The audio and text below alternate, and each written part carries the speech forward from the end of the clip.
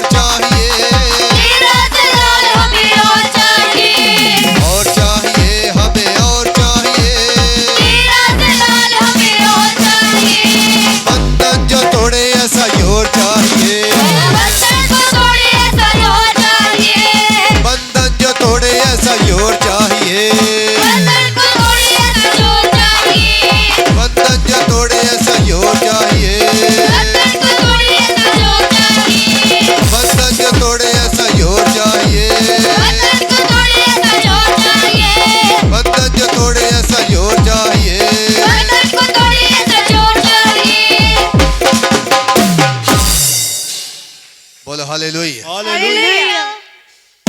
परमेश्वर ਦੇ ਪਿਆਰੇ ਲੋਕੋ खास करके ਅਸੀਂ देख रहे हैं का मंडलाएगा मंडलाएगा मैं गीत गाऊंगा जब आत्मा प्रभु का मंडलाएगा मंडलाएगा मैं गीत गाऊंगा आत्मा प्रभु का मंडलाएगा मंडलाएगा मैं गीत गाऊंगा जब आत्मा प्रभु का मंडलाएगा मंडलाएगा मैं गीत गाऊंगा जब आत्मा प्रभु का मंडलाएगा मंडलाएगा मैं गीत गाऊंगा जब आत्मा प्रभु का मंडलाएगा मंडलाएगा मैं गीत गाऊंगा जब आत्मा प्रभु का मंडलाएगा मंडलाएगा मैं गीत गाऊंगा जब आत्मा प्रभु का मंडलाएगा मंडलाएगा मैं गीत गाऊंगा जब आत्मा प्रभु का मंडलाएगा मंडलाएगा मैं गीत गाऊंगा जब आत्मा प्रभु का मंडलाएगा मंडलाएगा मैं गीत गाऊंगा जब आत्मा प्रभु का मंडलाएगा मंडलाएगा मैं गीत गाऊंगा जब आत्मा प्रभु का मंडलाएगा मंडलाएगा मैं गीत गाऊंगा मैं गीत गाऊंगा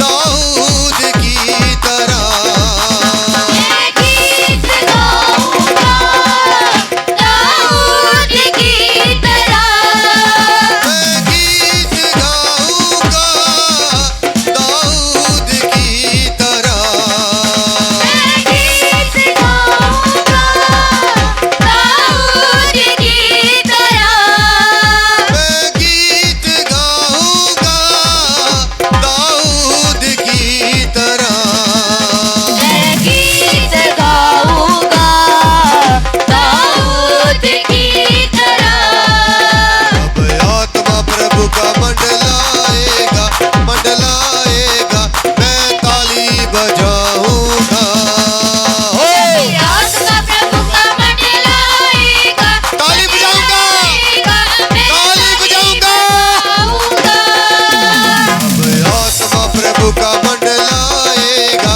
मंडलाएगा मैं ताली बजाऊंगा जब आत्मा प्रभु का मंडलाएगा मंडलाएगा मैं ताली बजाऊंगा जब आत्मा प्रभु का मंडलाएगा मंडलाएगा मैं ताली बजाऊंगा जब आत्मा प्रभु का मंडलाएगा मंडलाएगा मैं ताली बजाऊंगा मैं ताली बजाऊंगा दाऊद की तरह मैं ताली बजाऊंगा मुझको बचा लिया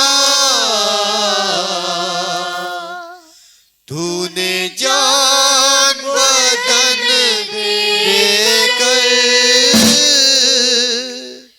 यीशु मुझको बचा लिया तेरे लहू से तेरे लहू से बोलिए तेरे लहू से तेरे लहू से यीशु के लहू से यीशु के लहू से मसीह के लहू से मसीह के लहू से मसीह के लहू से मसीह के लहू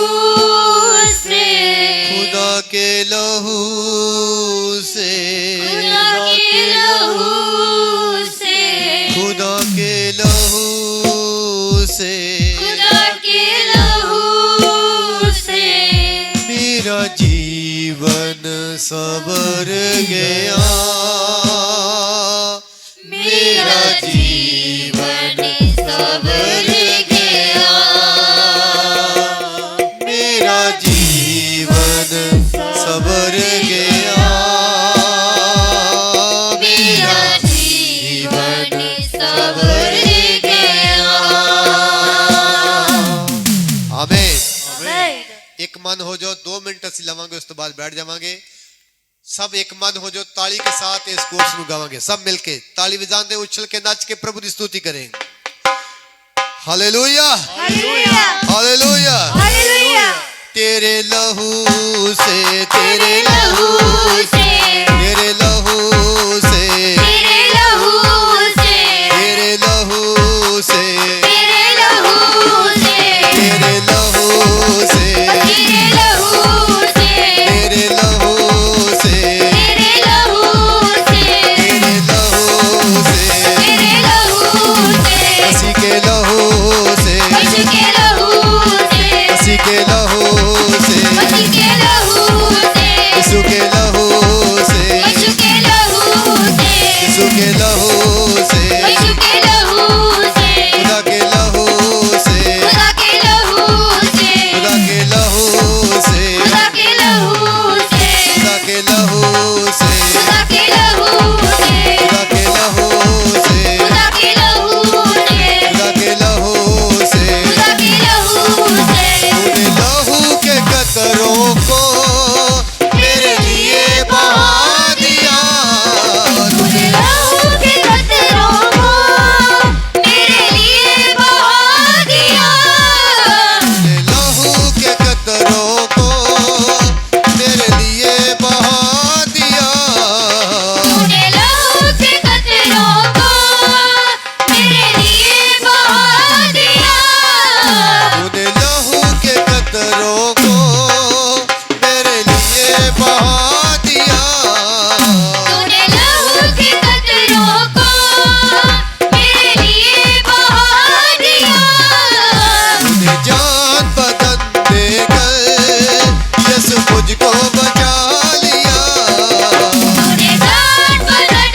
देकर यीशु मुझको बचा लिया तेरे लहू से तेरे लहू से तेरे लहू से तेरे लहू से तेरे लहू से तेरे लहू से किसी के लहू से यीशु के लहू से खुदा के लहू से खुदा के लहू से कर लहू से खुदा के लहू से मेरा जीवन सवर गया मेरा जीवन सवर गया मेरा जीवन सवर गया मेरा जीवन सवर गया मेरा जीवन सवर गया मेरा जीवन सवर गया मेरा जीवन सवर गया मेरा जीवन सवर गया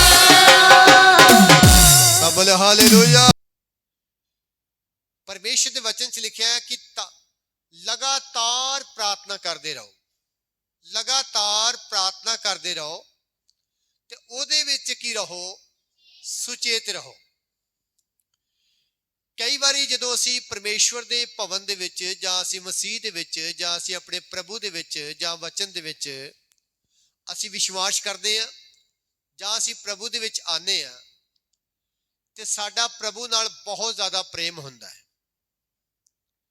ਬਹੁਤ ਅਸੀਂ ਪਰਮੇਸ਼ਰ ਨਾਲ ਪਿਆਰ ਕਰਦੇ ਹਾਂ ਬੜਾ ਅਸੀਂ ਸੇਵਕਾਂ ਨਾਲ ਪਿਆਰ ਕਰਦੇ ਹਾਂ ਸਾਡਾ ਰੰਗ ਰੂਪ ਹੀ ਕੁਝ ਹੋਰ ਹੁੰਦਾ ਪਰ ਜਿਵੇਂ ਅਸੀਂ ਪ੍ਰਭੂ ਦੇ ਵਿੱਚ ਚੱਲਦੇ ਹਾਂ ਜਿਵੇਂ ਸਮਾਂ ਬੀਤਦਾ ਜਾਂਦਾ ਤੁਹਾਡਾ ਪ੍ਰੇਮ ਪਰਮੇਸ਼ਰ ਨਾਲੋਂ ਘਟਦਾ ਜਾਂਦਾ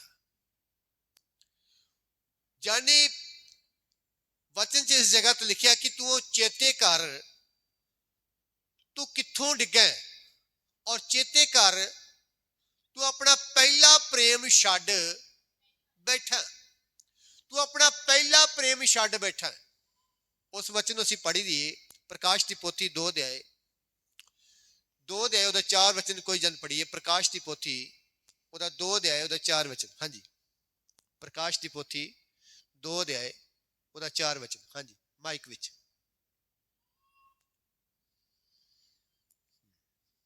ਪੜੀ 2:4 ਹਾਂਜੀ।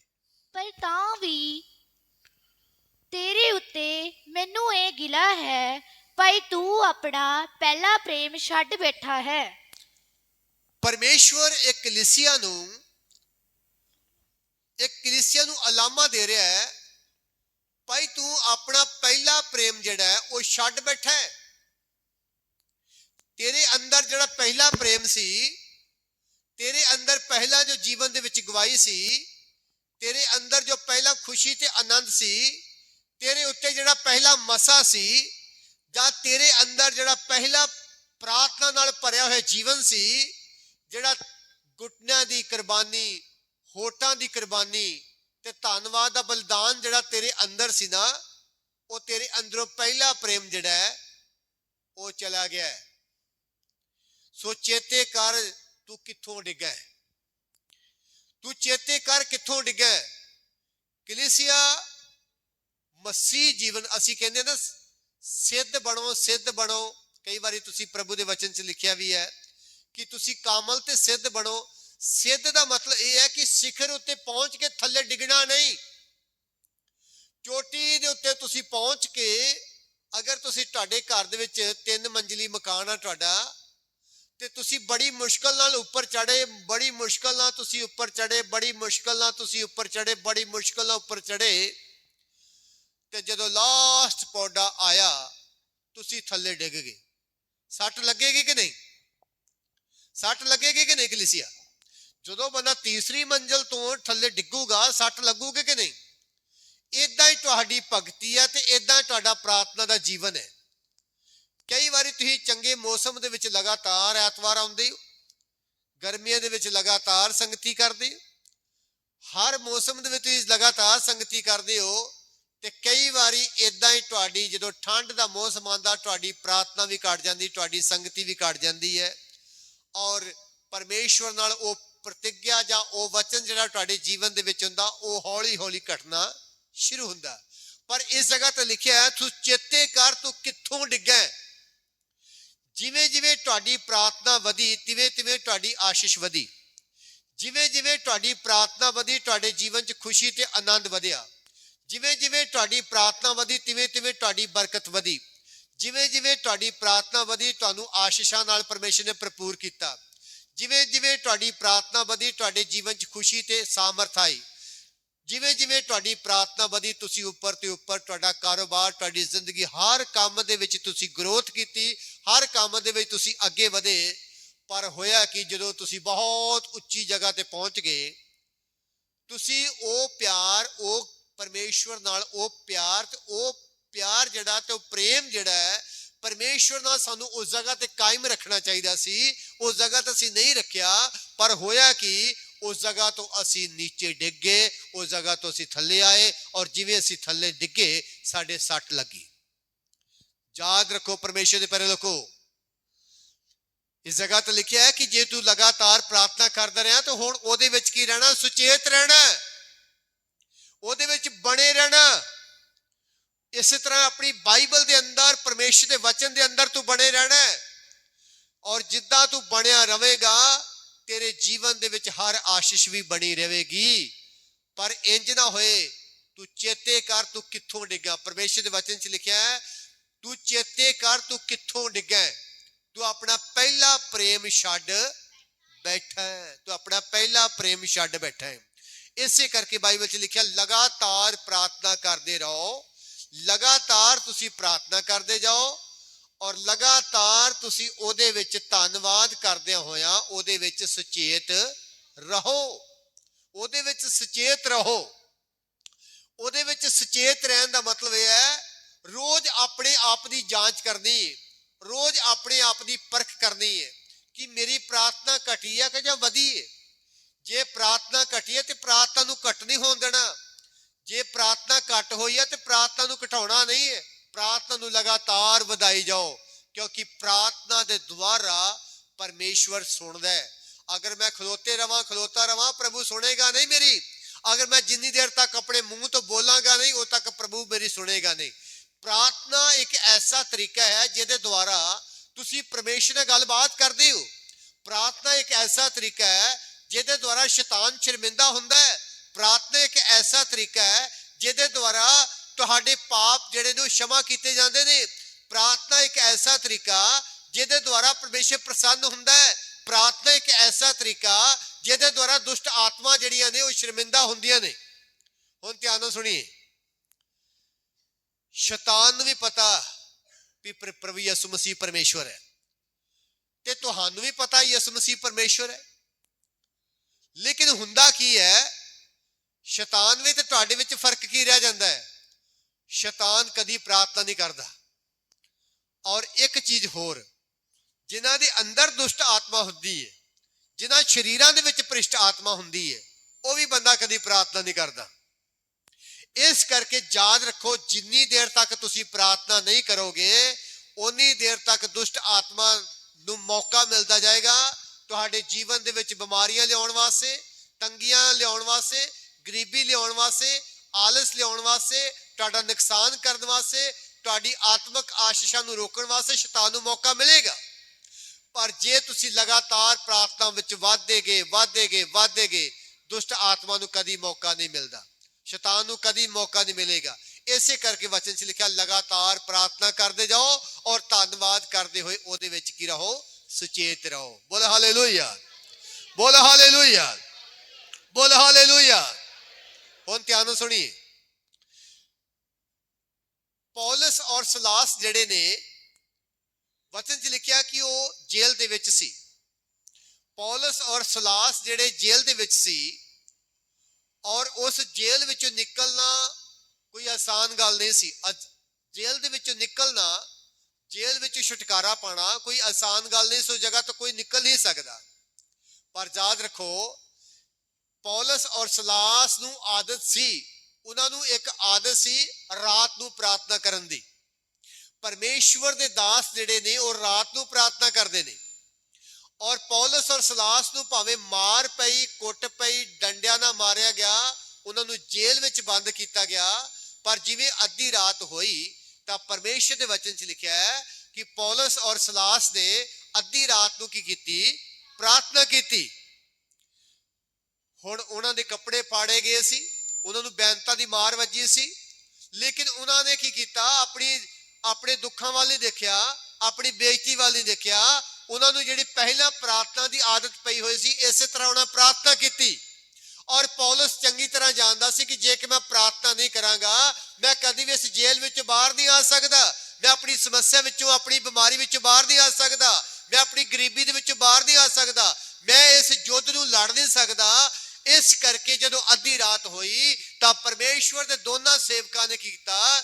ਭਾਵੇਂ ਉਹਨਾਂ ਦੀਆਂ ਲੱਤਾਂ ਜਿਹੜੀਆਂ ਵਚਨ 'ਚ ਲਿਖਿਆ ਕਾਠ ਵਿੱਚ ਠੋਕ ਦਿੱਤੀਆਂ ਗਈਆਂ ਸੀ, ਬੇੜੀਆਂ ਬੰਨ੍ਹ ਦਿੱਤੀਆਂ ਗਈਆਂ ਸੀ, ਸੰਗਲ ਨਾਲ ਉਹਨਾਂ ਨੂੰ ਬੰਨ੍ਹ ਦਿੱਤਾ ਗਿਆ ਸੀ, ਪਰ ਬੰਨੇ ਸੰਗਲਾਂ ਨਾਲ ਔਰ ਬੰਨੇ ਬੇੜੀਆਂ ਨਾਲ ਉਹਨਾਂ ਨੇ ਅੱਧੀ ਰਾਤ ਨੂੰ ਉੱਠ ਕੇ ਪ੍ਰਾਰਥਨਾ ਕੀਤੀ। ਔਰ ਜਦੋਂ ਉਹਨਾਂ ਨੇ ਪ੍ਰਾਰਥਨਾ ਕੀਤੀ, ਔਰ ਵਚਨ 'ਚ ਲਿਖਿਆ ਜੇਲ੍ਹ ਦੇ ਵਿੱਚ ਪਵਿੱਤਰ ਆਤਮਾ ਦੀ ਸਾਮਰਥ ਪ੍ਰਗਟ ਹੋਈ। ਔਰ ਜੇਲ੍ਹ ਦੇ ਵਿੱਚ ਜਦੋਂ ਪ੍ਰਾਰਥਨਾ ਦੀ ਸਾਮਰਥ ਪ੍ਰਗਟ ਹੋਈ ਪਵਿੱਤਰ ਆਤਮਾ ਦੀ, ਔਰ ਪਵਿੱਤਰ ਆਤਮਾ ਨੇ ਆਉਂਦਿਆਂ ਸਾਰੀ ਉਹਨਾਂ ਦੇ ਪੈਰਾਂ ਦੀਆਂ ਬੇੜੀਆਂ, ਹੱਥਾਂ ਦੀਆਂ ਹੱਥ ਕੜੀਆਂ ਤੋੜ ਕੇ ਭੰਨ ਦਿੱਤੀਆਂ, ਔਰ ਪ੍ਰਭੂ ਦੇ ਦਾਸ ਆਜ਼ਾਦ ਹੋ ਗਏ। ਪ੍ਰਾਰਥਨਾ ਤੁਹਾਨੂੰ ਆਜ਼ਾਦ ਕਰਦੀ ਹੈ। ਇਹ ਠੰਡ ਨੂੰ ਮਹਿਸੂਸ ਨਾ ਕਰੋ। ਠੰਡ ਦੇ ਵਿੱਚ ਆਪਣੀ ਪ੍ਰਾਰਥਨਾ ਘਟਾਓ ਨਾ, ਗਰਮੀ ਦੇ ਵਿੱਚ ਆਪਣੀ ਪ੍ਰਾਰਥਨਾ ਨਾ ਘਟਾਓ। ਲਗਾਤਾਰ ਉਹ ਧੰਨਵਾਦ ਕਰਦੇ ਹੋਏ ਉਹਦੇ ਵਿੱਚ ਵਧਦੇ ਜਾਓ, ਵਧਦੇ ਜਾਓ, ਵਧਦੇ ਜਾਓ। ਔਰ ਜਿੰਨਾ ਤੁਸੀਂ ਵਧੋਗੇ ਉਹਨਾਂ ਪਰਮੇਸ਼ਰ ਤੁਹਾਨੂੰ ਵਧਾਏਗਾ।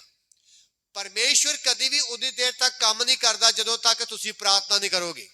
ਪਰਮੇਸ਼ਰ ਉਨੀ ਦੇਰ ਤੱਕ ਕਦੀ ਤੁਹਾਡੇ ਜੀਵਨ 'ਚ ਬਹੁਤ ਵੱਡਾ ਚਮਤਕਾਰ ਨਹੀਂ ਕਰੇਗਾ ਜਦੋਂ ਤੱਕ ਤੁਸੀਂ ਪ੍ਰਾਰਥਨਾ ਨਾ ਕਰੋਗੇ। ਹੰਨਾ ਨੇ ਪ੍ਰਾਰਥਨਾ ਨੂੰ ਬੰਦ ਨਹੀਂ ਕੀਤੀ। ਉਹ ਕਿੰਨੇ ਸਾਲ ਦੀ ਉਹ ਪ੍ਰਾਰਥਨਾ ਕਰਨ ਦੀ ਸੀ। ਹੰਨਾ ਕਿੰਨੇ ਸਾਲ ਦੀ ਆਪਣੇ ਬੇਟੇ ਦੀ ਆਸ਼ੀਸ਼ ਵਾਸਤੇ ਉਹ ਪ੍ਰਾਰਥਨਾ ਕਰੀ ਜਾ ਰਹੀ ਸੀ। ਕਿੰਨੇ ਸਾਲ ਉਹਨੇ ਪ੍ਰਾਰਥਨਾ ਬੰਦ ਨਹੀਂ ਕੀਤੀ। ਉਹਨੇ ਹੌਸਲਾ ਨਹੀਂ ਛੱਡਿਆ, ਉਹ ਅੱਕ ਨਹੀਂ ਗਈ, ਉਹ ਥੱਕ ਨਹੀਂ ਗਈ। ਉਹਨੇ ਕਿਹਾ ਨਹੀਂ ਕਿ ਸਾਲ ਪ੍ਰਭੂ ਨੇ ਮੈਨੂੰ ਬੇਟਾ ਦਿੱਤਾ, ਮੈਂ ਪ੍ਰਾਰਥਨਾ ਨਹੀਂ ਬੰਦ ਕਰਨੀ, ਮੈਂ ਪ੍ਰਾਰਥਨਾ ਨਹੀਂ ਕਰਨੀ। ਜਾਂ ਉਹਨੇ ਪਰਮੇਸ਼ਰ ਨਾਲ ਕੋਈ ਗਿਲਾ ਜਾਂ ਸ਼ਿਕਵਾ ਨਹੀਂ ਕੀਤਾ। ਉਹ ਲਗਾਤਾਰ ਪ੍ਰਾਰਥਨਾ ਕਰਦੀ ਗਈ। ਔਰ ਇੱਕ ਸਮਾਂ ਆ ਗਿਆ ਕਿ ਜਦ ਪਰਮੇਸ਼ਵਰ ਨੇ ਉਹਦੀ ਪ੍ਰਾਰਥਨਾ ਨੂੰ ਸੁਣਿਆ ਔਰ ਉਹਨੂੰ ਇੱਕ ਬੇਟੇ ਨਾਲ ਬਲੈਸ ਕੀਤਾ। ਸੰਤ ਪੌਲਸ ਨੇ ਲਗਾਤਾਰ ਜੇਲ੍ਹ ਦੇ ਵਿੱਚ ਪ੍ਰਾਰਥਨਾ ਕਰਦੇ ਗਏ ਔਰ ਵਚਨ 'ਚ ਲਿਖਿਆ ਜਦੋਂ ਪ੍ਰਾਰਥਨਾ ਕੀਤੀ ਔਰ ਪ੍ਰਭੂ ਦੇ ਵਚਨ 'ਚ ਲਿਖਿਆ ਜੇਲ੍ਹ ਦੇ ਅੰਦਰ ਪਵਿੱਤਰ ਆਤਮਾ ਦੀ ਸਾਮਰਥ ਪ੍ਰਗਟ ਹੋਈ ਔਰ ਉਹਨਾਂ ਦੇ ਸੰਗਲ ਟੁੱਟ ਗਏ, ਉਹਨਾਂ ਦੇ ਬੇੜੀਆਂ ਟੁੱਟ ਗਈਆਂ। ਔਰ ਜਦੋਂ ਬੇੜੀਆਂ ਟੁੱਟ ਗਈਆਂ ਉਹ ਆਜ਼ਾਦ ਹੋ ਗਏ ਔਰ ਲੋਹੇ ਦੇ ਫਾਟਕ ਟੁੱਟ ਗਏ। ਪਵਿੱਤਰ ਆਤਮਾ ਨੇ ਜੇਲ੍ਹ ਦੀਆਂ ਨੀਹਾਂ ਨੂੰ ਹਿਲਾ ਦਿੱਤਾ। ਕਦੋਂ ਤੱਕ ਤੁਹਾਡੀਆਂ ਜੇਲ੍ਹ, ਕਦੋਂ ਤੱਕ ਤੁਸੀਂ ਕੈਦ ਵਿੱਚ ਰਹੋਗੇ, ਕਦੋਂ ਤੱਕ ਤੁਸੀਂ ਆਲਸ ਵਿੱਚ ਰਹੋਗੇ, ਕਦੋਂ ਤੱਕ ਬਿਨਾਂ ਪ੍ਰਾਰਥਨਾ ਤੋਂ ਤੁਸੀਂ ਜੀਵਨ ਬਤੀਤ ਕਰਦੇ ਜਾਓਗੇ, ਕਦੋਂ ਤੱਕ ਤੁਸੀਂ ਵਿਖਾਵੇ ਦਾ ਜੀਵਨ ਬਤੀਤ ਕਰਦੇ ਜਾਓਗੇ, ਕਦੋਂ ਤੱਕ ਤੁਸੀਂ ਆਪਣੇ ਆਪ ਨੂੰ ਧੋਖਾ ਦਿੰਦੇ ਰਹੋਗੇ, ਕਦੋਂ ਤੱਕ ਤੁਸੀਂ ਸੇਵਕਾਂ ਨੂੰ ਧੋਖਾ ਦਿੰਦੇ ਰਹੋਗੇ। असली विश्वासी बनो इस साल दे अंदर और शैतान नूं शर्मिंदा करो और प्रार्थना करके अपने घर दे विच पवित्र आत्मा नूं ले आओ। मेरा परमेश्वर तुहाडे परिवार दे विच, तुहाडे जीवन दे विच, तुहाडे करैक्टर दे विच, तुहाडीआं सोचां दे विच, तुहाडे मन दे अंदर, तुहाडे विचारां दे विच वो आना चाहता है। और अद्धी रात नूं उठ के प्रार्थना की आदत पाओ तां पवित्र आत्मा जिस तरह जेल दे विच आया वो तुहाडे जीवन दे विच भी आएगा और तुहानूं आजाद करेगा। जिवें जिवें तुसी प्रार्थना करते जाओगे हालातां विच सुधार हुंदा जाएगा। जिवें जिवें तुसी प्रार्थना करते जाओगे तुहाडे जीवन विच सुधार हुंदा जाएगा। और जिवें जिवें तुसी प्रार्थना करते जाओगे तुहाडे बच्चों विच, तुहाडे पति विच, तुहाडीआं बेटियां, पूरे परिवार विच सुधार हुंदा जाएगा। अगर कोई सुधार कर सकता है तो वो पवित्र आत्मा है, क्योंकि जिथे तुसी काम नहीं कर सकते उथे पवित्र आत्मा दा सामर्थ काम करता है। और पवित्र आत्मा दा सामर्थ उदों काम करता है जदों तुसी प्रार्थना करोगे। बोलो हालेलुया, बोलो हालेलुया, बोलो हालेलुया। इसे करके परमेश्वर कह रहा है उस कलीसिया नूं, तू अपना पहला प्रेम छड्ड बैठा है, तू अपना पहले प्रेम छड्ड बैठा है, तू अपना पहला प्रेम छड्ड बैठा है। मैनू तेरे उत्ते गिला है, मैनू तेरे उत्ते गिला है, तू अपना पहला प्रेम छड्ड बैठा है। प्रार्थना करोगे तो हर चीज विच वधोगे, प्रार्थना घट करोगे तो हर चीज विच घटदे जाओगे। हुण फैसला तुहाडे उत्ते है कि तुसी वधना चाहुंदे हो कि जां घटना चाहुंदे हो। किन्ने वधना चाहुंदे ने, किन्ने जाने इस साल दे अंदर इन्हां महीनों दे विच वधना चाहुंदे ने। हुण सुनो ध्यान नाल, एक तुहानूं सवाल पुछण लगा मैं, यसु मसीह दा जन्म गर्मी विच होया कि ठंड विच? बोलो, प्रभु यसु मसीह दा जन्म गर्मी विच होया कि ठंड विच? एक दूसरा सवाल, प्रभु यसु मसीह नूं सलीबी मौत गर्मी च दित्ती गई ठंड विच? है ये औखा है। प्रभु यसु मसीह नूं ठंड विच सलीबी मौत दित्ती गई कि जां गर्मी च? है गर्मी च। जेड़े कहंदे गर्मी च दित्ते हाथ उठाओ। 1 2 4 और सहमत नहीं है? जेड़े कहंदे ठंड विच यसु मसीह नूं सलीबी मौत दिता गया वो हाथ उठाओ। ठंड वाले, जेड़े ठंड वाले वो हाथ उठाओ। शाबाश, उच्चे उच्चे उच्चे उच्चे। 1 2। बाकी जेड़े ना गर्मी वाले ने और ठंड विच ने, बाकी लगता बरसात वाले ने।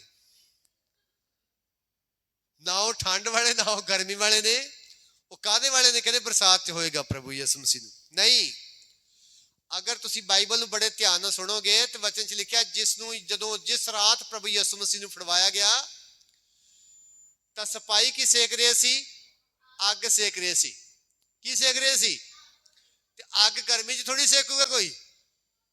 है अग कोई जाके, ये जरूर है कि अप्रैल के महीने च असीं मनाउने आ, पर बाइबल के मुताबिक बड़े ध्यान दा नाल तुसीं सुनोगे तो वचन च लिखिया है यसु मसीह दा जन्म भी ठंड विच होया ते यसु मसीह दी मौत भी ठंड विच होई है। बड़े ध्यान नाल सुनना, क्योंकि इस जगह तो पता लगता है कि यसु मसीह नूं जदों फड़िया पिलातुस दी कचहरी विच जां हेरोदेस दी कचहरी च रात नूं यसु मसीह दा मुकदमा चलिया तां उत्थे सिपाही की सेक रहे सी? अग सेक रहे सी। ते अग कौन सेकदा? हुण तुसीं घर विच जाके अग सेकोगे कि नहीं? कहंदे पास्टर ने बड़ी लंबी मीटिंग कर दी, अज भी नहीं बख्शिया सानू, हुण सेको अग। है कहोगे कि नहीं? अग कदों सेकदा बंदा? ठंड विच। ਤੇ ਇਹਦਾ ਮਤਲਬ ਇਹ ਹੈ ਕਿ ਯਿਸੂ ਮਸੀਹ ਦੀ ਮੌਤ ਵੀ ਠੰਡ ਵਿੱਚ ਹੋਈ ਹੈ। ਹੁਣ ਹਰ ਕੰਮ ਜਿਹੜਾ ਪ੍ਰਭੂ ਯਿਸੂ ਮਸੀਹ ਨੇ ਠੰਡ ਵਿੱਚ ਹੀ ਕੀਤਾ ਹੈ। ਹਰ ਦੁੱਖ ਜਿਹੜਾ ਪ੍ਰਭੂ ਯਿਸੂ ਮਸੀਹ ਨੇ ਠੰਡ ਵਿੱਚ ਹੀ ਸਹਿ ਲਿਆ। ਜੇ ਜਨਮ ਹੋਇਆ ਤਾਂ ਵੀ ਠੰਡ ਵਿੱਚ, ਜਦ ਮੌਤ ਹੋਈ ਤਾਂ ਵੀ ਠੰਡ ਵਿੱਚ, ਤੇ ਯਿਸੂ ਮਸੀਹ ਨੇ ਕੋੜੇ ਖਾਦੇ ਤੇ ਠੰਡ ਵਿੱਚ, ਹੱਥਾਂ ਪੈਰਾਂ 'ਚ ਕਿਲ ਠਕਵਾਦੇ ਤੇ ਠੰਡ ਵਿੱਚ, ਬੱਖੀ 'ਚ ਨੇਜਾ ਮਰਵਾਏ ਤੇ ਠੰਡ ਵਿੱਚ, ਕੰਡਿਆਂ ਦਾ ਤਾਜ ਰਖਵਾਇਆ ਤੇ ਠੰਡ ਵਿੱਚ। ਤੇ ਜੇ ਤੁਸੀਂ ਵੀ ਦੁੱਖ ਥੋੜਾ ਜਿਹਾ ਸਹਿ ਲੋਗੇ ਤੇ ਤੁਹਾਨੂੰ ਕੁਝ ਨਹੀਂ ਹੋਣ ਲੱਗਾ।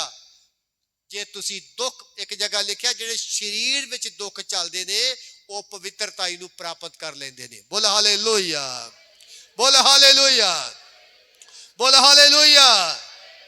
ਇਸੇ ਕਰਕੇ ਪ੍ਰਭੂ ਦੇ ਵਚਨ 'ਚ ਲਿਖਿਆ ਹੈ ਕਿ ਸਾਨੂੰ ਲਗਾਤਾਰ ਪ੍ਰਾਰਥਨਾ ਕਰਦੇ ਜਾਓ ਔਰ ਧੰਨਵਾਦ ਕਰਦੇ ਹੋਏ ਉਹਦੇ ਵਿੱਚ ਕੀ ਰਹੋ, ਸੁਚੇਤ ਰਹੋ। ਬੋਲ ਹਾਲੇਲੂਇਆ। ਇਸ ਕਰਕੇ ਮਸੀਹ ਜੀਵਨ ਜਿਹੜਾ ਹੈ ਉਹ ਆਲਸ ਵਾਲਾ ਜੀਵਨ ਨਹੀਂ ਹੈ। ਮਸੀਹ ਜੀਵਨ ਜਿਹੜਾ ਹੈ ਉਹ ਲਾਪਰਵਾਹੀ ਵਾਲਾ ਜੀਵਨ ਨਹੀਂ ਹੈ। ਮਸੀਹ ਜੀਵਨ ਜਿਹੜਾ ਹੈ ਹਾਰ ਮੰਨ ਕੇ ਬੈਠਣ ਵਾਲਾ ਜੀਵਨ ਨਹੀਂ ਹੈ। ਮਸੀਹ ਜੀਵਨ ਲਗਾਤਾਰ ਪ੍ਰਾਰਥਨਾ ਕਰਦੇ ਰਹਿਣ ਵਾਲਾ ਜੀਵਨ ਹੈ। ਜੇ ਤੁਸੀਂ ਸਾਲ ਦੇ ਪਹਿਲੇ ਐਤਵਾਰ, ਸਾਲ ਦੇ ਪਹਿਲੇ ਮਹੀਨੇ ਵਿੱਚ ਤੁਸੀਂ ਆਦਤ ਪਾ ਲਓਗੇ ਨਾ ਕਿ ਲਗਾਤਾਰ 4 ਘੰਟੇ ਪ੍ਰੇਅਰ ਕਰਨੀ ਹੈ, ਤੇ ਤੁਸੀਂ ਪੂਰਾ ਸਾਲ ਹੀ 4 ਘੰਟੇ ਪ੍ਰੇਅਰ ਕਰਦੇ ਜਾਓਗੇ। ਜੇ ਤੁਸੀਂ ਜਨਵਰੀ ਮਹੀਨੇ ਢਿੱਲ ਵਰਤ ਲਈ ਨਾ, ਜਨਵਰੀ ਮਹੀਨੇ ਤੁਸੀਂ ਢਿੱਲ ਵਰਤ ਲਈ ਕਿ ਚਲੋ ਛੱਡੋ ਕੋਈ ਗੱਲ ਨਹੀਂ, ਕੱਲ ਕਰਾਂਗੇ, ਸ਼ਾਮ ਨੂੰ ਕਰ ਲਾਂਗੇ, ਅੱਧੀ ਰਾਤ ਨੂੰ ਕਰ ਲਾਂਗੇ, ਪਾਸਟਰ ਕਹਿੰਦਾ ਅੱਧੀ ਰਾਤ ਨੂੰ ਕਰੋ, ਤੁਸੀਂ ਸੁੱਤੇ ਰਹੇ ਘਰਾੜੇ ਮਾਰ ਕੇ, ਮੁੜ ਕੇ ਤੁਹਾਨੂੰ 7 ਵਜੇ ਨੀਂਦ ਆਈ, ਮੁੜ ਕੇ ਤੁਸੀਂ ਜਦੋਂ ਪ੍ਰਾਰਥਨਾ ਕਰੋ, ਮਨ ਕੇ ਆਤਮਾ ਕੇ ਪ੍ਰਾਰਥਨਾ ਕਰ, ਉਸੇ ਵੇਲੇ ਆਪਣੀ ਰਜਾਈ ਸੁੱਟੋ, ਆਪਣੀ ਲਾਪਰਵਾਹੀ ਸੁਸਤੀ ਤਾਰ ਕੇ ਆਪਣੇ ਪ੍ਰਾਰਥਨਾ ਵਾਲੇ ਕਮਰੇ 'ਚ ਬਹਿ ਜਾਓ। ਵੇਖੋ ਪ੍ਰਭੂ ਤੁਹਾਨੂੰ ਕਿੱਦਾਂ ਬਰਕਤ ਦਿੰਦਾ ਹੈ। ਬੋਲ ਹਾਲੇਲੂਇਆ, ਬੋਲ ਹਾਲੇਲੂਇਆ, ਬੋਲ ਹਾਲੇਲੂਇਆ। ਇਸ ਕਰਕੇ ਇਹਨਾਂ ਦਿਨਾਂ ਵਿੱਚ ਸਾਨੂੰ ਜ਼ਿਆਦਾ ਪ੍ਰਾਰਥਨਾ ਕਰਨ ਦੀ ਲੋੜ ਹੈ। ਔਰ ਇੱਕ ਚੀਜ਼ ਹੋਰ, ਜਦੋਂ ਮੈਂ ਇਹਨਾਂ ਦਿਨਾਂ ਵਿੱਚ ਪ੍ਰਾਰਥਨਾ ਕਰਨ ਵਾਸਤੇ ਥੱਲੇ ਬੇਸਮੈਂਟ 'ਚ ਬਹਿਨਾ, ਉਸੇ ਵਕਤ ਹੀ ਮੈਨੂੰ ਇੱਕ ਆਵਾਜ਼ ਆਉਂਦੀ ਹੈ, ਤੁਸੀਂ ਸੱਚ ਮੰਨੋ ਜਾਂ ਝੂਠ ਮੰਨੋ, ਉਸੇ ਵਕਤ ਮੈਨੂੰ ਇੱਕ ਆਵਾਜ਼ ਆਉਂਦੀ ਹੈ ਕਿ ਆਪਣੀ ਕਲੀਸਿਆ ਨੂੰ ਕਹਿ ਕਿ ਮੈਂ ਜਲਦੀ ਆ ਰਿਹਾ, ਮੈਂ ਜਲਦੀ ਆ ਰਿਹਾ, ਮੈਂ ਜਲਦੀ ਆ ਰਿਹਾ, ਮੈਂ ਜਲਦੀ ਆ ਰਿਹਾ। ਇਹ ਬਿਲਕੁਲ ਸੱਚ ਗੱਲ। ਇਹ ਗੱਲ ਮੈਂ ਬਹੁਤ ਦਿਨਾਂ ਤੋਂ ਕਰਨਾ ਚਾਹੁੰਦਾ ਸੀ, ਪਰ ਅੱਜ ਮੈਨੂੰ ਚੇਤੇ ਆਈ ਹੈ ਕਿ ਮੈਂ ਜਿਹੜੀ ਪ੍ਰਭੂ ਨੇ ਮੈਨੂੰ ਪਵਿੱਤਰ ਆਤਮਾ ਦੁਆਰਾ ਗੱਲ ਦੱਸੀ ਹੈ, ਮੈਂ ਜ਼ਰੂਰ ਇਹ ਕਰਾਂਗਾ। ਤੁਹਾਨੂੰ ਪਤਾ, ਜਿਹੜੀ ਪ੍ਰਭੂ ਯਿਸੂ ਮਸੀਹ ਨੇ ਭਵਿੱਖਬਾਣੀ ਕੀਤੀ ਸੀ, ਕੌਮ ਉੱਤੇ ਚੜ੍ਹਾਈ ਕਰੇਗੀ, ਪਾਤਸ਼ਾਹ ਉੱਤੇ ਚੜ੍ਹਾਈ ਕਰੇਗੀ। ਤੁਹਾਨੂੰ ਪਤਾ ਕਿੰਨੇ ਲੋਕਾਂ ਨੂੰ ਪੂਰਾ ਸੰਸਾਰ ਆਪਸ ਵਿੱਚ ਲੜ ਪਿਆ? ਤੁਹਾਨੂੰ ਪਤਾ ਵੀ ਪੂਰਾ ਸੰਸਾਰ ਜਿਹੜਾ ਆਪਸ ਵਿੱਚ ਲੜ ਪਿਆ ਇੱਕ ਦੂਜੇ ਨਾਲ? ਸਿਰਫ ਕੁਝ ਦੇਸ਼ ਬਚੇ ਨੇ, ਕੁਝ ਕੰਟਰੀਆਂ ਜਿਹੜੀਆਂ ਬਚੇ ਨੇ, ਜਿਨ੍ਹਾਂ ਵਿੱਚ ਯੁੱਧ ਨਹੀਂ ਹੋ ਰਿਹਾ, ਜਿਨ੍ਹਾਂ ਵਿੱਚ ਲੜਾਈ ਨਹੀਂ ਹੋ ਰਹੀ। ਬਾਕੀ ਪੂਰਾ ਸੰਸਾਰ ਜਿਹੜਾ ਤੁਸੀਂ ਦੇਖੋਗੇ ਨਿਊਜ਼ ਵਿੱਚ, ਖਬਰਾਂ ਵਿੱਚ, ਤੇ ਪੂਰਾ ਸੰਸਾਰ ਜਿਹੜਾ ਆਪਸ ਵਿੱਚ ਲੜ ਪਿਆ ਹੈ। ਉਹ ਕੋਈ ਕਿਸੇ ਉੱਤੇ ਹਮਲਾ ਕਰਨ ਡਿਆ, ਇਸਰਾਇਲ ਦੇ ਨਾਲ 4 ਮੁਲਕਾਂ ਨੇ ਲੜਾਈ ਕਰਨੀ ਸ਼ੁਰੂ ਕਰ ਦਿੱਤੀ ਹੈ। ਅਮਰੀਕਾ ਜਿਹੜਾ ਉਹ ਈਰਾਨ ਦੇ ਨਾਲ ਲੜਨਾ ਸ਼ੁਰੂ ਹੋ ਗਿਆ ਹੈ। ਕਈ ਦੇਸ਼ ਜਿਹੜੇ ਆਪਸ ਵਿੱਚ ਲੜਨਾ ਸ਼ੁਰੂ ਹੋ ਗਏ ਨੇ। ਕੋਰੀਆ ਜਿਹੜਾ ਉਹ ਦੱਖਣੀ ਕੋਰੀਆ ਨਾਲ ਉੱਤਰੀ ਕੋਰੀਆ ਲੜਾਈ ਹੋ ਗਈ ਹੈ, ਔਰ ਰੂਸ ਜਿਹੜਾ ਯੂਕਰੇਨ ਦੇ ਨਾਲ ਲੜਾਈ ਲੱਗੀ ਹੋਈ ਹੈ। ਯਾਨੀ ਕਿ ਪੂਰਾ ਸੰਸਾਰ ਆਪਸ ਵਿੱਚ ਲੜ ਪਿਆ ਹੈ। ਇਸ ਤੋਂ ਪਤਾ ਲੱਗੋ ਕਿ ਬਾਈਬਲ ਦਾ ਇੱਕ ਬਚਨ ਸੱਚ ਹੈ, ਔਰ ਸਾਡੇ ਪ੍ਰਭੂ ਦਾ ਆਉਣਾ ਬਹੁਤ ਧਰਤੀ ਉੱਤੇ ਜਲਦੀ ਹੈ। ਔਰ ਬਾਈਬਲ 'ਚ ਇਹ ਵੀ ਲਿਖਿਆ, ਪ੍ਰਭੂ ਯਿਸੂ ਮਸੀਹ ਨੇ ਕਿਹਾ ਕਿ ਪ੍ਰਾਰਥਨਾ ਕਰੋ ਮਨੁੱਖ ਦੇ ਪੁੱਤਰ ਦਾ ਆਉਣਾ ਕਿਤੇ ਸਿਆਲ ਵਿੱਚ ਨਾ ਹੋਵੇ। ਯਿਸੂ ਮਸੀਹ ਦਾ ਜਨਮ ਸਰਦੀ ਵਿੱਚ ਹੋਇਆ, ਯਿਸੂ ਮਸੀਹ ਦੀ ਮੌਤ ਸਰਦੀ ਵਿੱਚ ਹੋਈ, ਤੇ ਮੈਂ ਵਿਸ਼ਵਾਸ ਕਰਦਾ ਕਿ ਯਿਸੂ ਮਸੀਹ ਦਾ ਆਉਣਾ ਵੀ ਸਵਰਗ ਵਿੱਚੋਂ ਸਰਦੀ ਵਿੱਚ ਹੀ ਹੋਣਾ ਹੈ। ਇਸ ਕਰਕੇ ਸੁਚੇਤ ਰਹੋ, ਜਾਗਦੇ ਰਹੋ। ਤੁਹਾਡਾ ਵਿਰੋਧੀ ਸ਼ੈਤਾਨ ਜਿਹੜਾ ਬੁੱਕ ਦੇ ਛੀ ਵਾਂਗੂ ਹੈ, ਭਾਲਦਾ ਫਿਰਦਾ ਹੈ ਮੈਂ ਕਿਸ ਨੂੰ ਪਾੜ ਖਾਵਾਂ। ਇਸ ਕਰਕੇ ਇਹਨਾਂ ਦਿਨਾਂ ਵਿੱਚ ਠੰਡ ਨੂੰ ਦੇਖੋ, ਠੰਡ ਕੁਝ ਦਿਨਾਂ ਤੱਕ ਹੀ ਹੈ, ਪਰ ਤੁਸੀਂ ਸਦਾ ਪ੍ਰਭੂ ਨਾਲ ਮਿਲੇ ਰਹੋ, ਉਹਦਾ ਧੰਨਵਾਦ ਕਰਦੇ ਜਾਓ, ਉਹਦੀ ਸਤੂਤੀ ਕਰਦੇ ਜਾਓ, ਔਰ ਆਤਮਿਕ ਜੀਵਨ ਨੂੰ ਘਟਾਓ ਨਾ, ਆਤਮਿਕ ਜੀਵਨ ਨੂੰ ਵਧਾਉਂਦੇ ਜਾਓ। ਬੋਲ ਹਾਲੇਲੂਇਆ। ਅੱਜ ਚਰਚ ਛੱਡਣ ਤੋਂ ਪਹਿਲਾਂ ਇੱਕ ਫੈਸਲਾ ਲੈ ਕੇ ਜਾਓ। ਅੱਜ ਇਸ ਚਰਚ ਨੂੰ ਛੱਡਣ ਤੋਂ ਪਹਿਲਾਂ ਇੱਕ ਜ਼ਬਰਦਸਤ ਫੈਸਲਾ ਕਰੋ ਕਿ ਘੱਟੋ ਘੱਟ ਮੈਂ ਰੋਜ਼ 2.5 ਘੰਟੇ ਪ੍ਰੇਅਰ ਕਰਾਂਗਾ ਔਰ ਲਗਾਤਾਰ ਮੈਂ ਰਾਤ ਨੂੰ ਉੱਠ ਕੇ ਪ੍ਰੇਅਰ ਕਰਾਂਗਾ। ਕਿੰਨੇ ਜਣੇ ਚਾਹੁੰਦੇ ਨੇ ਕਿ ਅਸੀਂ ਸ਼ੈਤਾਨ ਨਾਲ ਯੁੱਧ ਕਰੀਏ? ਇੱਕ ਵਚਨ ਪੜ੍ਹ ਕੇ ਜਲਦੀ ਮੈਂ ਸਮਾਪਤ ਕਰਾਂਗਾ। ਜਲਦੀ ਪੜ੍ਹੀ ਇੱਕ ਵਚਨ, ਅਫਸੀਆਂ ਦੀ ਪੱਤਰੀ ਉਹਦਾ 6 ਅਧਿਆਏ, ਅਫਸੀਆਂ ਦੀ ਪੱਤਰੀ ਉਹਦਾ 6 ਅਧਿਆਏ, ਅਫਸੀਆਂ ਦੀ ਪੱਤਰੀ ਕੁਲਸੀਆਂ ਦੇ ਬਿਲਕੁਲ ਕੋਲ ਹੀ ਹੈ। ਅਫਸੀਆਂ ਦੀ ਪੱਤਰੀ ਉਹਦਾ 6 ਅਧਿਆਏ ਉਹਦਾ 12 ਵਚਨ ਕੋਈ ਜਨ ਪੜੀ। ਅਫਸੀਆਂ ਦੀ ਪੱਤਰੀ ਉਹਦਾ 6 ਅਧਿਆਏ ਉਹਦਾ 12 ਵਚਨ। ਕਿਉਂ ਜੋ ਸਾਡੀ ਲੜਾਈ ਲਹੂ ਅਤੇ ਮਾਸ ਨਾਲ ਨਹੀਂ, ਸਗੋਂ ਹਕੂਮਤਾਂ, ਇਖਤਿਆਰਾਂ ਅਤੇ ਆਪ ਥੋੜਾ ਹੋਰ ਜ਼ੋਰ ਨਾਲ ਪੜ ਸਵਾਸ਼। ਕਿਉਂ ਜੋ ਸਾਡੀ ਲੜਾਈ 11 ਵਚਨ ਤੋਂ ਪੜ ਲਓ। ਹਾਂਜੀ। ਪਰਮੇਸ਼ਵਰ ਦੇ ਸਾਰੇ ਸ਼ਸਤਰ ਬਸਤਰ ਪਰਮੇਸ਼ਵਰ ਦੇ ਸਾਰੇ ਸ਼ਸਤਰ ਬਸਤਰ ਧਾਰੋ ਧਾਰੋ ਤਾਂ ਜੋ ਤੁਸੀਂ ਸ਼ੈਤਾਨ ਦੇ ਛਲ ਛਿਦਰਾ ਦੇ ਸਾਹਮਣੇ ਉਹ ਛਿਦਰਾਂ ਦੇ ਸਾਹਮਣੇ ਖਲੋ ਸਕੋ। ਕਿਉਂ ਜੋ ਸਾਡੀ ਲੜਾਈ ਲਹੂ ਅਤੇ ਮਾਸ ਦਾ ਨਹੀਂ, ਸਗੋਂ ਹਕੂਮਤਾਂ ਨਾਲ, ਅਖਤਿਆਰਾਂ ਨਾਲ। ਬਸ ਧਿਆਨ ਨਾਲ ਮੇਰੇ ਪਿੱਛੇ ਬੋਲੀਏ ਸਭ ਜਨ। ਸਾਡੀ ਲੜਾਈ ਬੋਲੋ ਸਾਰੇ, ਸਾਡੀ ਲੜਾਈ ਲਹੂ ਅਤੇ ਮਾਸ ਦਾ ਨਹੀਂ, ਲਹੂ ਅਤੇ ਮਾਸ ਦਾ ਨਹੀਂ।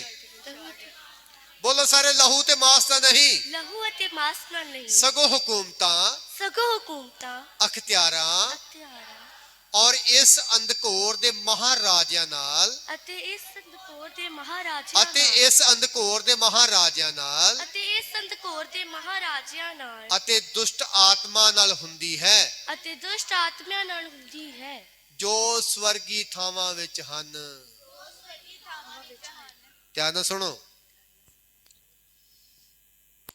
ਖਾਸ ਕਰਕੇ ਜੇ ਭਾਈ ਨੇ ਜਾਂ ਉਹਨਾਂ ਨੂੰ ਪਤਾ ਹੁੰਦਾ ਹੈ, ਹਰ ਸ਼ਹਿਰ ਦੇ ਵਿੱਚ ਇੱਕ ਥਾਣਾ ਹੁੰਦਾ ਕਿ ਨਹੀਂ ਹੁੰਦਾ? ਡਾਕਟਰ ਸਾਹਿਬ ਹੈਗਾ ਨਾ ਆਪਣੇ ਭਲੱਥ ਵੀ ਹੈ ਨਾ।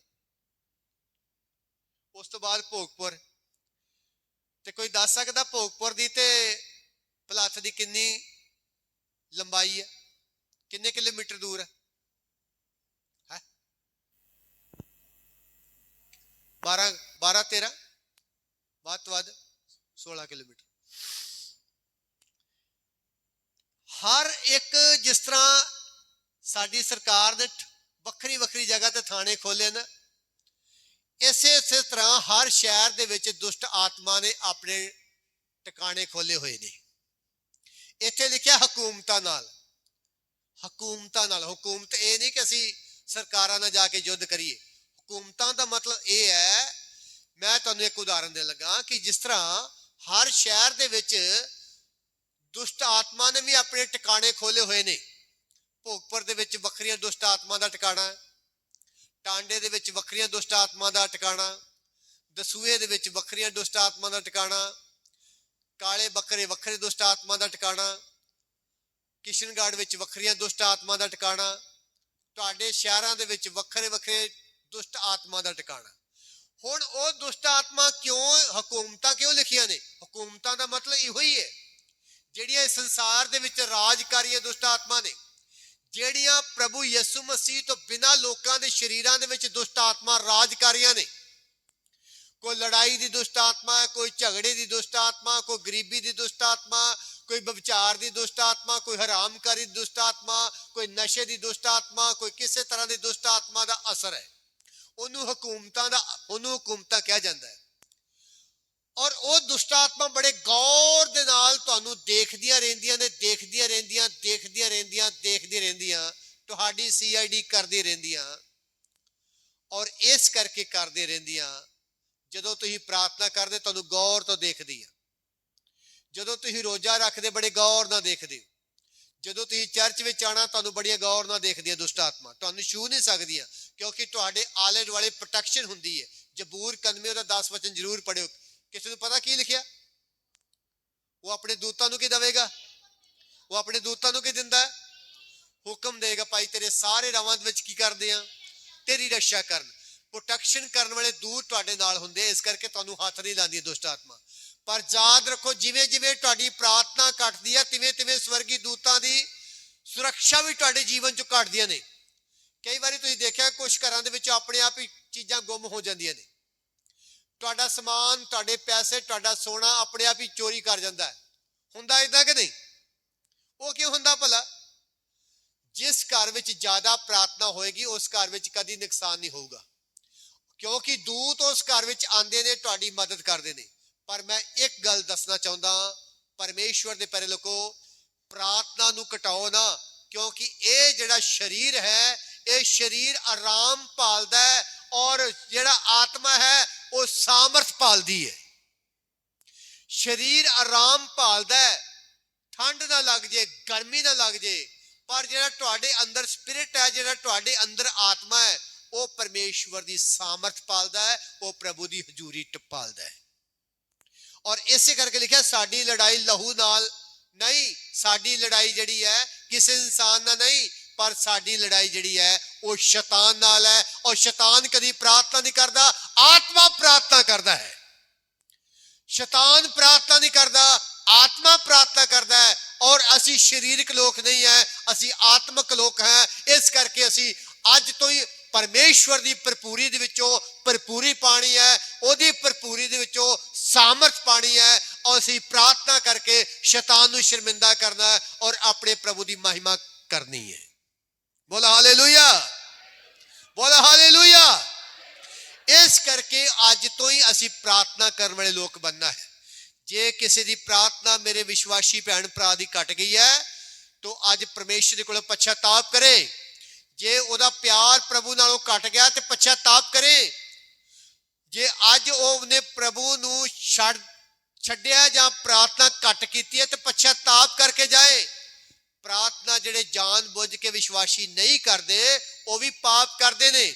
ਜਿਹੜੇ ਜਾਣ ਬੁੱਝ ਕੇ ਪਤਾ ਕਿ 2.5 ਘੰਟੇ ਪ੍ਰੇਅਰ ਕਰਨੇ, ਜਿਹੜੇ ਨਹੀਂ ਕਰਦੇ, ਕੱਲਾ ਚੋਰੀ ਕਰਨਾ, ਗੁਨਾਹ ਕਰਨਾ, ਹਰਾਮਖੋਰੀ ਕਰਨਾ, ਇਹੋ ਹੀ ਪਾਪ ਨਹੀਂ। ਜਿਹੜੇ ਜਾਣ ਬੁੱਝ ਕੇ ਚਰਚ ਵਿੱਚ ਆਉਣ ਵਾਲੇ ਵਿਸ਼ਵਾਸੀ ਧਰਮੀ ਸੰਤ ਪਾਸਟਰ ਜਿਹੜੇ ਨਹੀਂ ਪ੍ਰਾਰਥਨਾ ਕਰਦੇ, ਉਹ ਵੀ ਪਾਪ ਕਰਦੇ ਨੇ, ਉਹ ਵੀ ਗੁਨਾਹ ਕਰਦੇ ਨੇ। ਇਸ ਕਰਕੇ ਅਸੀਂ ਪਾਪ ਦੇ ਵਾਸਤੇ ਨਹੀਂ ਹੈ, ਅਸੀਂ ਗੁਨਾਹ ਦੇ ਵਾਸਤੇ ਨਹੀਂ ਹੈ, ਅਸੀਂ ਪ੍ਰਾਰਥਨਾ ਦੇ ਯੋਧੇ ਬਣਨਾ ਹੈ ਔਰ ਸ਼ੈਤਾਨ ਨੂੰ ਸ਼ਰਮਿੰਦਾ ਕਰਨਾ ਹੈ ਔਰ ਆਪਣੇ ਪ੍ਰਭੂ ਦੀ ਮਹਿਮਾ ਦੇਣੀ ਹੈ। ਬੋਲੋ ਹਾਲੇਲੂਇਆ। ਹੱਥਾਂ ਨੂੰ ਉਠਾ ਕੇ ਕਲੀਸਿਆ ਜ਼ੋਰ ਨਾਲ 7 ਵਾਰੀ ਬੋਲੀਏ।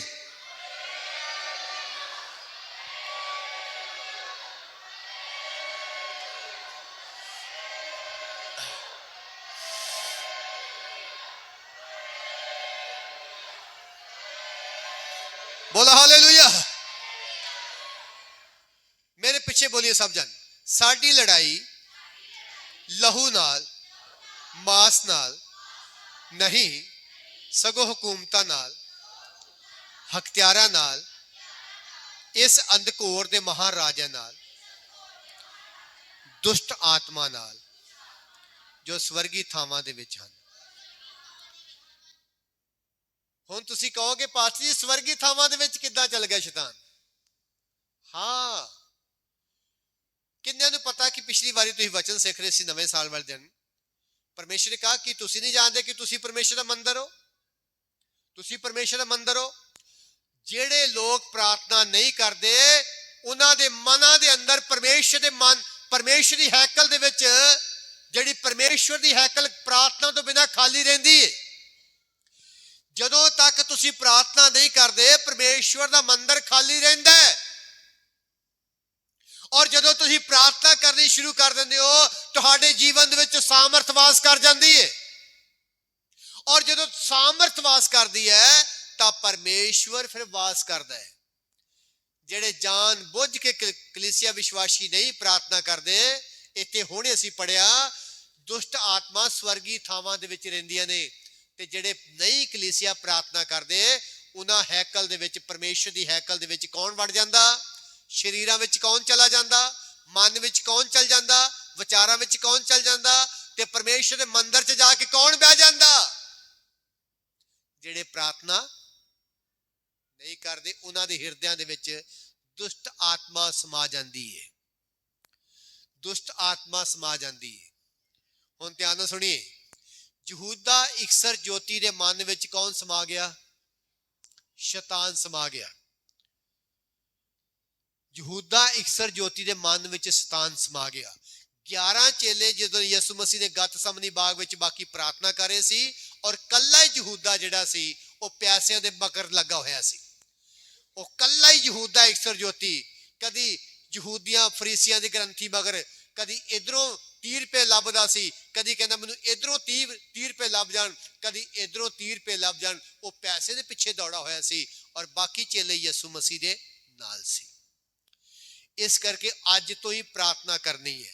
ਅੱਜ ਤੋਂ ਹੀ ਅਸੀਂ ਸ਼ੈਤਾਨ ਨੂੰ ਸ਼ਰਮਿੰਦਾ ਕਰਨਾ। ਆਪਣੀ ਸਮੱਸਿਆ ਵੱਲ ਨਾ ਦੇਖੋ, ਆਪਣੀ ਹਾਲਾਤਾਂ ਵੱਲ ਨਾ ਦੇਖੋ, ਆਪਣੀ ਬਿਮਾਰੀ ਵੱਲ ਨਾ ਦੇਖੋ, ਆਪਣੀ ਠੰਡ ਵੱਲ ਨਾ ਦੇਖੋ, ਆਪਣੀ ਗਰੀਬੀ ਵੱਲ ਨਾ ਦੇਖੋ, ਆਪਣੇ ਪਾਪ ਵੱਲ ਨਾ ਦੇਖੋ, ਆਪਣੇ ਪਰਮੇਸ਼ਰ ਵੱਲ ਵੇਖੋ।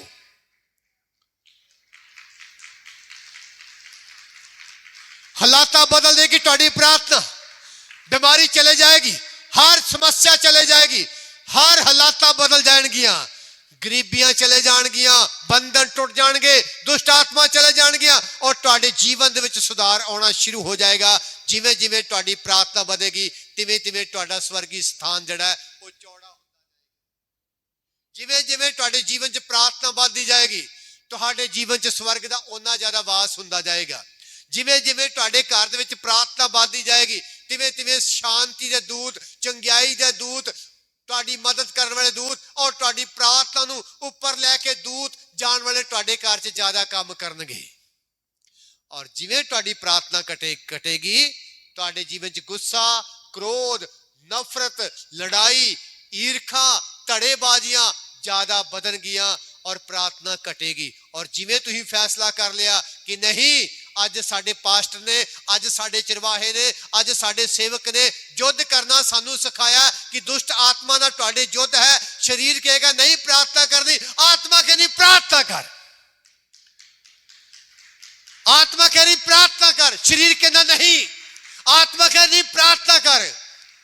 ਦੂਤ ਇਸ ਜਗ੍ਹਾ ਤੇ ਪਹੁੰਚੇ ਤੇਰੀ ਪ੍ਰਾਰਥਨਾ ਦਾ ਉੱਤਰ ਲੈ ਕੇ, ਪ੍ਰਾਰਥਨਾ ਕਰ। ਔਰ ਜਿਵੇਂ ਤੁਸੀਂ ਆਪਣੀ ਆਲਸ ਉਤਾਰ ਕੇ ਪ੍ਰਾਰਥਨਾ ਕਰਨੀ ਸ਼ੁਰੂ ਕਰ ਦਿੰਦੇ ਹੋ, ਦੂਸਰੇ ਦਿਨ ਕੁਝ ਘੰਟਿਆਂ ਤੋਂ ਬਾਅਦ ਤੁਹਾਨੂੰ ਚੰਗੀਆਂ ਖਬਰਾਂ ਆਉਂਦੀਆਂ ਨੇ। ਚੰਗੀਆਂ ਖਬਰਾਂ ਆਉਂਦੀਆਂ ਨੇ। ਕਿੰਨਾਂ ਨੂੰ ਪਤਾ ਕਿ ਦਾਨੀਏਲ ਦੀ ਪ੍ਰਾਰਥਨਾ ਰੁਕ ਗਈ? ਕਿੰਨਾਂ ਨੂੰ ਪਤਾ ਸੀ? ਦਾਨੀਏਲ ਦੀ ਪ੍ਰਾਰਥਨਾ ਰੁਕ ਗਈ ਔਰ 21 ਦਿਨ ਤੱਕ ਫਾਰਸ ਦੇ ਰਾਜੇ ਨੇ ਯੁੱਧ ਕੀਤਾ। ਫਾਰਸ ਦੇ ਰਾਜੇ ਨੂੰ ਦੂਸਰੇ ਸ਼ਬਦਾਂ ਵਿੱਚ ਕਹੀਏ ਤੇ ਲੂਸੀਫਰ ਨੇ ਜਦੋਂ ਪ੍ਰਭੂ ਦਾ ਦੂਤ ਮਿਕਾਇਲ ਲੈ ਕੇ ਉਹਦਾ ਉੱਤਰ ਆ ਰਿਹਾ ਸੀ ਧਰਤੀ ਉੱਤੇ ਔਰ ਅਸਮਾਨ ਦੇ ਵਿੱਚ 21 ਦਿਨ ਤੱਕ ਯੁੱਧ ਹੋਇਆ। ਜਿਹੜੀ ਲਾਪਰਵਾਹੀ ਨਾਲ ਪ੍ਰਾਰਥਨਾ ਹੁੰਦੀ ਹੈ, ਕਈ ਵਾਰੀ ਸ਼ੈਤਾਨ ਉਹਨੂੰ ਉੱਪਰ ਨਹੀਂ ਜਾਣ ਦਿੰਦਾ, ਪਰ ਜਿਹੜੀ ਘੁਟਨਿਆਂ ਦੇ ਬਲ ਪ੍ਰਾਰਥਨਾ ਹੁੰਦੀ ਹੈ ਔਰ ਉੱਚੀ ਆਵਾਜ਼ ਨਾਲ ਪ੍ਰਾਰਥਨਾ ਹੁੰਦੀ ਹੈ, ਸ਼ੈਤਾਨ ਉਸ ਪ੍ਰਾਰਥਨਾ ਨੂੰ ਹੱਥ ਨਹੀਂ ਲਾਉਂਦਾ। ਪ੍ਰਾਰਥਨਾ ਦਾ ਮਤਲਬ ਅੱਗ ਦੇ ਵਿੱਚੋਂ ਨਿਕਲੇ ਹੋਏ ਵਚਨ, ਅੱਗ ਵਿੱਚੋਂ ਬੋਲੇ ਹੋਏ ਸ਼ਬਦ, ਅੱਗ ਵਿੱਚੋਂ ਨਿਕਲੇ ਹੋਏ ਸ਼ਬਦ, ਅੱਗ ਵਿੱਚੋਂ ਤਾਏ ਹੋਏ ਸ਼ਬਦ। ਅੱਗ ਤੁਹਾਡੇ ਮੂੰਹ ਦੇ ਵਿੱਚ ਜਿਹੜੇ ਸ਼ਬਦ ਨਿਕਲਦੇ ਨੇ ਉਹ ਅੱਗ ਦੀ ਮਾਂਦਨ ਹੁੰਦੇ ਨੇ ਔਰ ਸ਼ੈਤਾਨ ਉਹਨਾਂ ਨੂੰ ਛੂ ਨਹੀਂ ਸਕਦਾ। ਜਿਹੜੀ ਲਾਪਰਵਾਹੀ ਨਾਲ ਪ੍ਰਾਰਥਨਾ ਹੁੰਦੀ ਹੈ, ਸ਼ੈਤਾਨ ਉਹਨੂੰ ਪਕੜ ਲੈਂਦਾ, ਉੱਪਰ ਤੱਕ ਨਹੀਂ ਜਾਣ ਦਿੰਦਾ। ਇਸ ਕਰਕੇ ਯਾਦ ਰੱਖੋ ਕਲੀਸਿਆ, ਸਾਡੀ ਲੜਾਈ ਲਹੂ ਤੇ ਮਾਸ ਤਾਂ ਨਹੀਂ ਹੈ, ਪਰ ਸਾਡੀ ਲੜਾਈ ਸ਼ੈਤਾਨ ਨਾਲ ਹੈ, ਜਿਹੜੀ ਅੰਧਕੋਰ ਦੇ ਮਹਾਰਾਜਿਆਂ ਨਾਲ ਹੈ, ਦੁਸ਼ਟ ਆਤਮਾ ਨਾਲ ਹੈ। ਅਸੀਂ ਜੇਤੂ ਬਣਨਾ ਹੈ ਔਰ ਸ਼ੈਤਾਨ ਨੂੰ ਹਰਾਉਣਾ ਹੈ। ਅਸੀਂ ਦੁਸ਼ਟ ਆਤਮਾ ਨੂੰ ਹਰਾਉਣਾ ਹੈ, ਅਸੀਂ ਮਹਾਰਾਜੇ ਨੂੰ ਹਰਾਉਣਾ ਹੈ। ਮਸੀਹ ਜੀਵਨ ਨੂੰ ਆਮ ਕਰਕੇ ਨਾ ਲਾਓ। ਤੁਹਾਡੇ ਨਾਲ ਮਹਾਰਾਜਿਆਂ ਦਾ ਯੁੱਧ ਹੈ, ਤੁਹਾਡੇ ਨਾਲ ਦੁਸ਼ਟ ਆਤਮਾ ਦਾ ਯੁੱਧ ਹੋ ਰਿਹਾ ਹੈ, ਤੁਹਾਡੇ ਨਾਲ ਹਕੂਮਤਾਂ ਦਾ ਯੁੱਧ ਹੋ ਰਿਹਾ ਹੈ। ਸ਼ੈਤਾਨ ਕਈਆਂ ਸ਼ਹਿਰਾਂ ਦੇ ਵਿੱਚ ਤੁਹਾਨੂੰ ਵਾਚਿੰਗ ਕਰਦਾ ਹੈ, ਤੁਹਾਨੂੰ ਰਸਤਿਆਂ ਦੇ ਵਿੱਚ ਵੇਖਦਾ ਹੈ, ਤੁਹਾਨੂੰ ਮੋੜਾਂ ਤੇ ਖਲੋ ਕੇ ਵੇਖਦਾ ਹੈ, ਤੁਹਾਨੂੰ ਪ੍ਰਾਰਥਨਾ ਕਰਨ ਵਾਲੇ ਲੋਕਾਂ ਨੂੰ ਬੜੇ ਗੌਰ ਨਾਲ ਦੇਖਦਾ ਹੈ। ਔਰ ਹਰ ਸਮੇਂ ਆਪਣੇ ਜੀਵਨ 'ਚ ਪਵਿੱਤਰਤਾ ਵਧਾਓ ਔਰ ਹਰ ਸਮੇਂ ਆਪਣੇ ਜੀਵਨ 'ਚ ਪ੍ਰਾਰਥਨਾ ਵਧਾਓ। ਸ਼ੈਤਾਨ ਨੂੰ ਸ਼ਰਮਿੰਦਾ ਕਰਦੇ ਜਾਓ ਔਰ ਤੁਸੀਂ ਪਰਮੇਸ਼ਰ ਦੇ ਸੱਚੇ ਬੱਚੇ ਹੋਵੋਗੇ, ਤੁਸੀਂ ਸੱਚੀ ਕਲੀਸਿਆ ਹੋਵੋਗੇ ਔਰ ਮੇਰਾ ਪ੍ਰਭੂ ਤੁਹਾਡੇ ਅੰਗ ਤੇ ਸੰਗ ਹੋਵੇਗਾ ਔਰ ਤੁਹਾਨੂੰ ਬਲੈਸਿੰਗ ਉੱਤੇ ਬਲੈਸਿੰਗ ਔਰ ਹਰ ਚੀਜ਼ ਤੁਹਾਡੇ ਘਰ ਦੇ ਵਿੱਚ ਪ੍ਰਭੂ ਮੁਹੱਈਆ ਕਰੇਗਾ। ਬੋਲੇ ਹਾਲੇਲੂਇਆ। ਜ਼ੋਰ ਨਾਲ ਕਲੀਸਿਆ ਹੱਥਾਂ ਨੂੰ ਉਠਾ ਕੇ 7 ਵਾਰੀ ਜ਼ੋਰ ਨਾਲ ਬੋਲੇ हालेलुया। जोर से जोर से जोर से जोर से।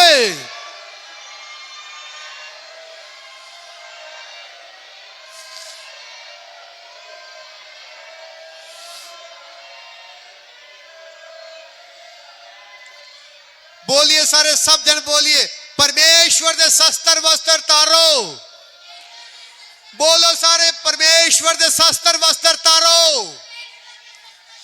उच्ची आवाज में सारे बोलो परमेश्वर दे शस्त्र वस्त्र तारो बोलो सारे परमेश्वर दे जब मैं इधरला हथ करना तो शस्त्र कहना जब मैं इधरला हथ करना तो कहना बस्तर ठीक है बोलो